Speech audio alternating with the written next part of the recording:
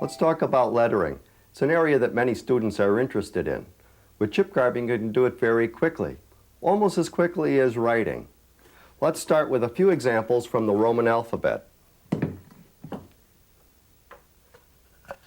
To begin, we'll start with a grid of 1.5 inch squares for our lettering here. Now, many letters will fit within the full square, and there are some that will not, but it's a good guide to start with. We'll do the letter A. To do that, we want the center up here, and we're going to leave just a little bit of room on either side, like this, of the square. Now, the first leg on the letter A is a narrow leg like that. The other one is a wide one. So we'll give it a little bit of dimension. I like that, that's good. And then we have our cross piece. There, and then all we have to do is draw in the serifs, like this. The little feet make it look like it's grounded.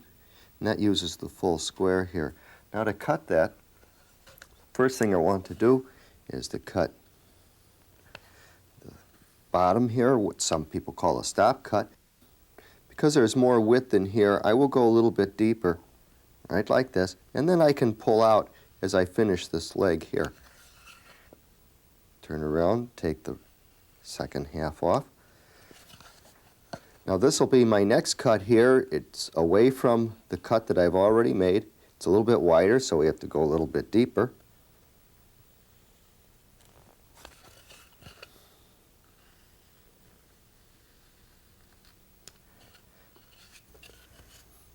Take this out.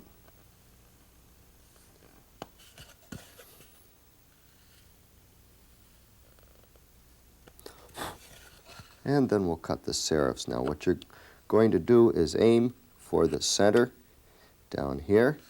And for the second cut of the serif, you notice I'm using the second position of the knife. There. And that'll finish up the letter A. Now the letter A is all straight lines. Let's try the letter B. Letter B has curves in it and presents a little bit different problem. This will be our serif here. And we find the center. I'd like to show you a quick, easy way of drawing that. We know we're going to come out about this far and a little bit further on the bottom, so we draw a little arc here.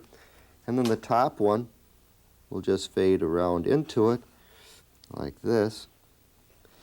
And we want about this much room here to come around.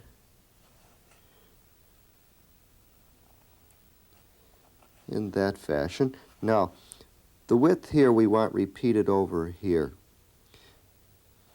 Then we'll blend this down into it, and this will come down. The thinness here, repeating this here, and the same thing right here. That's a quick, easy way to draw a B. You'll notice here that your verticals are wider, your horizontals are narrower, and that gives it a feeling of being supported. The same was the letter A. This one is wider and this one's narrower. Now to carve this, we want to cut your ends first, but we also want to make it in a smooth cut. So we'll cut all this at one time. So we go down for our depth, and we'll come around. Now I want you to notice I'm standing the blade up. Now here at this point, I'm going to make the transition of with the grain to against the grain. In order to make that in a smooth cut, you've got to stand your blade up and slip the blade out and forward at the same time as you go around the corner.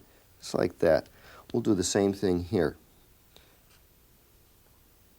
Stand the blade up. Here we are at that point of with the grain to against the grain. I'm slipping out and around. Now I can go back down for my depth and finish the cut. The next piece we want is this wide one. Go down for your depth.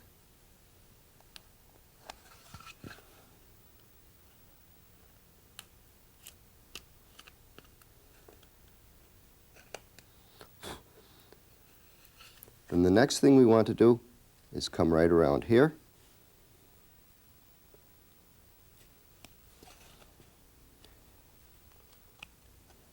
And here's where we slipped it up, so we can come back and take that out. That makes for a nice smooth cut around here. We'll do the same thing down here.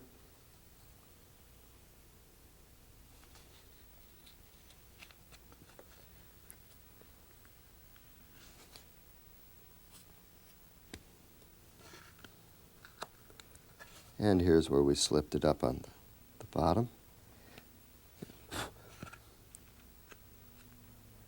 Make it cut nice and smooth. Then all we have to do is cut our serifs. Again, you'll notice a second cut. I'm using a second position on the knife with my hand on the spine of the knife. There, that'll do the letter B. Now another letter that seems to have a little bit of a problem to it, and part of the problem is not so much its letter, but the way it's drawn, and that's the letter S. So let's take a look at the letter S. You know, the top has a curve to it, the bottom has a curve to it, and through the center, which is where your wide part is going to be, is drawn just like that. Then all you have to do is blend this one down into there, and this one will come around like this. This extends just a little bit like this, and this will go right up into here. And this one will extend a little bit further, come down, just like that. Now that'll do an S. Now let's carve it. First we want to do is cut these ends. Then we want to cut the back side here.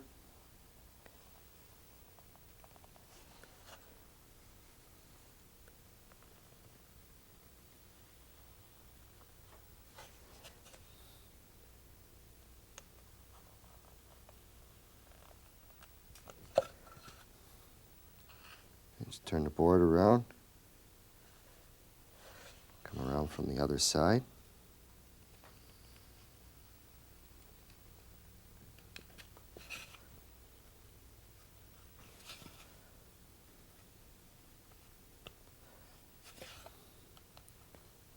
And make that nice and round right there.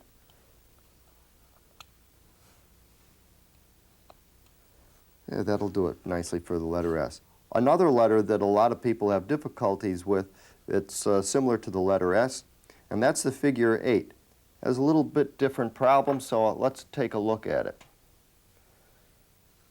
Begin with, let's draw a line here. And this is a quick, easy way of doing a figure 8. If you take two circles like this, you've got it almost entirely drawn, because what you're going to do is fade this one into here and this one down here. This will come right around, meet here. This one will come around on the top like this, and this comes around like this. So when you carve it,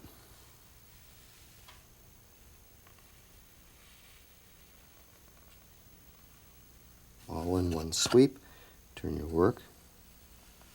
I'm standing the blade up to make that turn.